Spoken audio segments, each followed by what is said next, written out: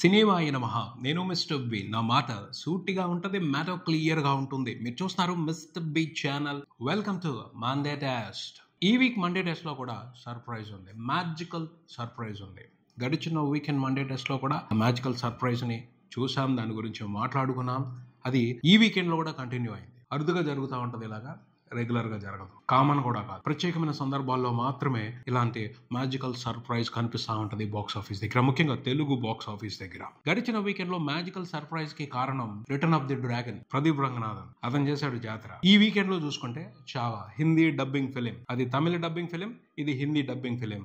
2 dubbing films 2 వారాల పాటు super surprise చేశాయి. తెలుగు బాక్స్ ఆఫీస్ దగ్గర తెలుగు ఫిలిం ఇండస్ట్రీని, తెలుగు ఫిలిం మేకర్స్ ని అవాక్కయ్యేలా చేశాయి. ఇది ఒక లెసన్ అనే మాట్లాడుకోవాలి. ఖచ్చితంగా ఈ లెసన్ నుంచి బోల్డంత నేర్చుకోవాలి. లేకపోతే ఏంటి, అసలు ఒక 2 నెలలు మర్చిపోతాం, పట్టించుకోం, ప్రేక్షకుల గురించి వదిలేద్దాం. తెలుగు ప్రేక్షకులకి ఎంటర్టైన్మెంట్ అవసరం లేదు. ఆ మ్యాజికల్ సర్ప్రైజ్ చూసిన తర్వాత అనిపించింది, ఒక విషయం మాత్రం అనిపించింది. Telugu film makers, Telugu film industry చాలా అర్జెంట్ గా ఒక పని చేయాలి. కొంచెం కష్టమైన అవగాహన చేసుకుని, అర్థం చేసుకుని ఆ పని చేయాలి. ఆ పని చేయడం వల్ల చాలా మందికి ఉపయోగం ఉంటుంది, థియేటర్స్ కి ఉపయోగం ఉంటుంది, ఫిలిం ఇండస్ట్రీ కూడా ఉపయోగం ఉంటుంది. సో ఎటువంటి ఆలోచన పెట్టుకోకుండా ఎంత ఇమ్మీడియట్లీగా అవకాశం కుదిరితే అంత ఇమ్మీడియట్లీగా ఆ పని చేస్తే బాగుంటుంది. ఇంతకీ ఏంటి ఆ పని అంటే, మోసం చేయడం మానేయాలి. ఎవరిని మోసం చేయడం అని సీరియస్ అవ్వద్దు. ఎవరినో మోసం చేయడం కాదు. తెలుగు ఫిలిం ఇండస్ట్రీలో ఉన్న కొందరు ఫిలిం మేకర్స్ వాళ్ళే మోసం చేసుకుంటున్నారు. ఆ మోసం చేసుకోవటాన్ని ఆపేయాలి. ప్రేక్షకుల్ని మోసం చేయడం ఎవరి వల్ల కాదు, వాళ్ళకి తెలుసు. వాళ్ళు చాలా క్లియర్ గా ఉంటారు. ఎప్పుడు అమాయకంగా ఉండాలి, ఎప్పుడు స్మార్ట్ గా ఉండాలి, ఎప్పుడు ఇంటెలిజెంట్ గా ఉండాలి, వాళ్ళకి తెలుసు. వాళ్ళని మోసం చేయడం ఎవరి వల్ల కాదు. ఈ డ్రై సీజన్ లో ఈ మ్యాజికల్ సర్ప్రైజ్ చూస్తుంటే, డబ్బింగ్ సినిమాలు చేస్తున్న సర్ప్రైజ్ చూస్తుంటే బాక్స్ ఆఫీస్ దగ్గర అనిపిస్తుంది, Telugu film industry, Telugu film makers వాళ్ళు మోసం చేసుకోవడం ఆపేయాలి అని అనిపిస్తుంది. అనిపించడం కాదు, అర్థం చేసుకుని చెయ్యాలి. నిజంగా అలా మోసం చేసుకోవడం మూలంగా కొన్ని నెలల్ని, కొంత టైం ని వేస్ట్ చేసుకుంటున్నారు. అది కరెక్ట్ కాదు. నిజంగా return of the dragon, Chhaava, ఈ 2 సినిమాలకి బాక్స్ ఆఫీస్ దగ్గర కనిపించిన రెస్పాన్స్ చూసి ఒకటే అనిపించింది, ఎగ్జామ్స్ టైం, ఈ టైంలో ఆడియన్స్ థియేటర్స్కి వచ్చి సినిమాని చూడరు. సో ఇది డ్రై సీజన్ లో సినిమాలకి బ్యాడ్ టైం. ఇవన్నీ ట్రాష్, కంప్లీట్ ట్రాష్ స్టేట్మెంట్స్. ఒక్కటే అనిపిస్తుంది ఆ 2 సినిమాల రెస్పాన్స్ చూస్తే బాక్స్ ఆఫీస్ దగ్గర. డబ్బింగ్ వెర్షన్స్ అవి బి సెంటర్స్, సి సెంటర్స్ లో కూడా మంచి కలెక్షన్స్, అక్కడ ఉన్న డిస్ట్రిబ్యూటర్స్ కి, ఎగ్జిబిటర్స్ కి మంచి ప్రాఫిట్స్ ఇచ్చాయి. ఆ రెస్పాన్స్ చూస్తుంటే అనిపిస్తుంది డ్రై సీజన్ లేదు, అరటి పండు తొక్క లేదు అని. మనల్ని మనం మోసం చేసుకోవడానికి ఏర్పాటు చేసి పెట్టుకున్న పేరే డ్రై సీజన్. తప్పించుకోవటానికి, అసమర్థతని కప్పిపుచ్చుకోవటానికి ఏర్పాటు చేసి పెట్టుకున్న సిచ్యువేషనే డ్రై సీజన్. ఆ సినిమాలకు లేని డ్రై సీజన్ ఎఫెక్ట్ మన సినిమాలకే ఎందుకు వస్తుంది? ఖచ్చితంగా కూర్చుని ఆలోచించుకోవాలి, పరి విధాలు ఆలోచించుకోవాలి. ప్రతి ఒక్కళ్ళు మంచి సీజన్ కోసం వెయిట్ చేసేవాళ్ళే. మంచి సీజన్ లో ఎవరైనా మ్యాజిక్ చేస్తారు. ఎగ్జాంపుల్ ఉంది, న్యూ ఇయర్ వస్తుంది, 2-3 రోజుల క్రితం నుంచి కేకులు తయారు చేస్తారు. ఫ్రెష్ కాకపోయినా, నిలవన్నవైనా సరే అమ్మేస్తారు. ఎందుకంటే డిమాండ్ ఎక్కువ ఉంటది, ముసుగులో అమ్మేస్తారు. అలాంటి సీజన్స్ కోసం వెయిట్ చేస్తున్నారు. ఇప్పుడు ఏదో జాతర వస్తుంది, అయితే ఒక వస్తువు కోసం డిమాండ్ ఏర్పడుద్ది, జనాలు ఆ వస్తువు కోసం చూస్తూ ఉంటారు. అమ్మేయి, నిలవన్నవి అమ్మేయి, పాతవి అమ్మేయి, కవర్ చేసి అమ్మేయి. అలాంటి సీజన్స్ కోసం వెయిట్ చేస్తున్నారు. సినిమా అంటే వ్యాపారమే. వ్యాపారం మాత్రమే కాదు, అంతకు మించి. అది అర్థం చేసుకోవట్లేదు ఎక్కువ మంది. ప్రతి ఒక్కరికి గుడ్ సీజన్ కావాలి, పండగల సీజన్ కావాలి. ఎందుకని? పండగ సీజన్ అయితే కాస్త యావరేజ్ కంటెంట్ అయినా, కంటెంట్ లో లోపాలున్నా సేల్ అయిపోతుంది. దానికోసం ఎక్కువ మంది వెంపర్లు ఆడుతున్నారు. అలాంటి సీజన్స్ కోసమే సినిమాలు తీస్తున్నారు, వాటి కోసం పోటీ పడుతున్నారు. ఇదేనా తెలుగు ఫిలిం ఇండస్ట్రీ సత్తా? ఇదేనా తెలుగు ఫిలిం ఇండస్ట్రీ దమ్ము? డబ్బింగ్ సినిమాలు ఆఫ్ సీజన్ లో వచ్చి ప్రాఫిట్స్ తీసుకుంటున్నాయి, బంపర్ ప్రాఫిట్స్ తీసుకుంటున్నాయి, డబుల్ ప్రాఫిట్స్ తీసుకుంటున్నాయి. సిగ్గుపడాలి మనం. ఓకే, అందరికీ చెప్పలేం, ఎందుకంటే చాలా మంది 80% అబోవ్ సినిమాని బిజినెస్ గానే చూస్తారు. వాళ్ళు అలాగే ఆలోచిస్తారు, ఏ టైంలో మనకి ఎక్కువ ప్రాఫిట్ వస్తుంది, ఏ టైంలో అయితే సినిమా సేల్ అయిపోతుంది. అంతే కదా, వ్యాపారం చేసేవాళ్ళు అలాగే ఆలోచిస్తారు. వ్యాపారం చేసేవాళ్ళని మనం డిస్టర్బ్ చేయలేం, వాళ్ళ గోల వాళ్ళదే, వాళ్ళు చేయాల్సింది వాళ్ళు అలాగే చేస్తూ ఉంటారు. బట్ ఇక్కడ ఒక అవకాశం ఉంది, దాన్ని అవసరమైన వాళ్ళు కూడా గుర్తించట్లేదు. అది తప్పు. Young film makers, aspiring film makers, cinema అంటే నిజమైన ఇష్టం ఉన్న వాళ్ళు, చాలా మంచి అవకాశం ఇది. డ్రై సీజన్ ని టార్గెట్ చేయండి, ఒక ఛాలెంజ్ గా తీసుకోండి.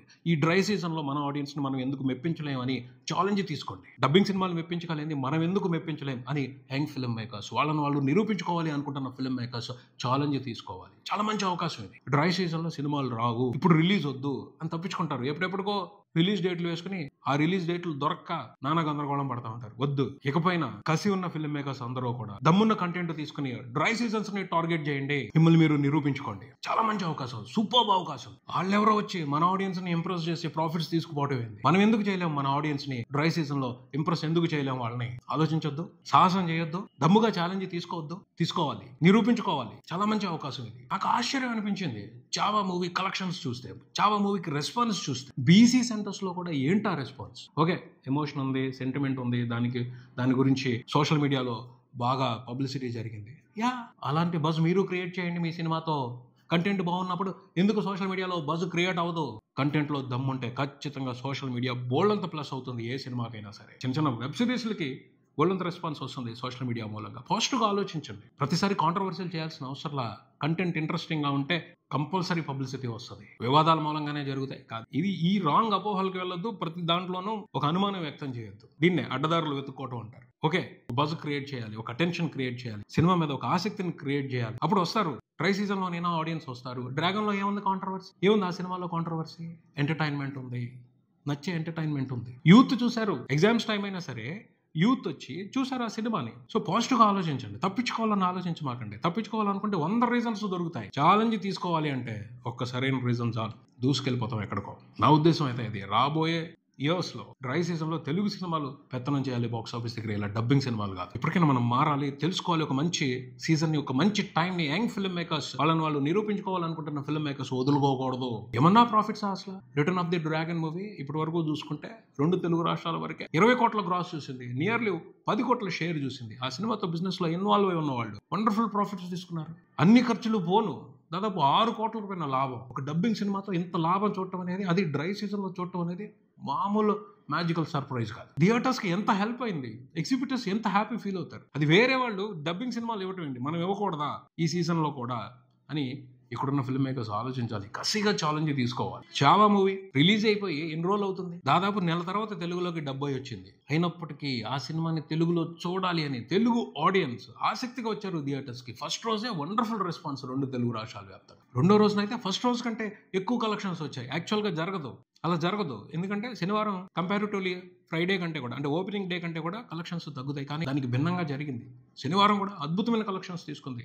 శుక్రవారం కంటే ఎక్కువ కలెక్షన్స్ రిపోర్ట్ అయ్యాయి. ఆదివారం కూడా అదిరిపోయి ఉండేది. రెస్పాన్స్ అసలు మామూలుగా లేదు. కాకపోతే క్రికెట్ మ్యాచ్ మూలంగా నైట్ షోస్ కి దెబ్బ పడింది. ఆదివారం నాడు ఈవినింగ్ మ్యాచ్ ఉంటే మార్నింగ్ షోస్ కి, మ్యాట్నీలకి ఆక్యుపెన్సీస్ అదిరిపోయినాయి 2 తెలుగు రాష్ట్రాల వ్యాప్తంగా. చావా మూవీకి వచ్చారు, చూశారు, ఎంజాయ్ చేశారు సినిమాని. ఆ ఎమోషన్ని వాళ్ళు ఎంజాయ్ చేశారు. దానికి సంబంధించి ఎంత కాంట్రవర్సీ నడుస్తున్నా, కొంతమంది రకరకాలుగా అభిప్రాయాలు వ్యక్తం చేస్తున్నా, సినిమాని ఎంజాయ్ చేయాలని మాత్రం ఆడియన్స్ డిసైడ్ అయిపోయారు. తెలుగులో కూడా ఒక వర్గమో కొంతమందో చూస్తే ఆ రకంగా కలెక్షన్స్ రావు. 3 రోజుల్లోనే దాదాపు 10 కోట్ల గ్రాస్ రావటం అంటే ఒక డబ్బింగ్ సినిమాకి 2 తెలుగు రాష్ట్రాల వరకు చిన్న విషయం కాదు, అద్భుతమైన విషయం. అంటే సినిమా మీద ఎంత పొటెన్షియల్ ఇంట్రెస్ట్ ఉందో ఆడియన్స్ కి అర్థం చేసుకోవాలి. ఎమోషనల్ గా కనెక్ట్ అయ్యారు. కొన్ని ఎపిసోడ్స్ ఉన్నాయి సినిమాలో, ఆ ఎమోషన్ ని సాటిస్ఫై చేస్తున్నాయి.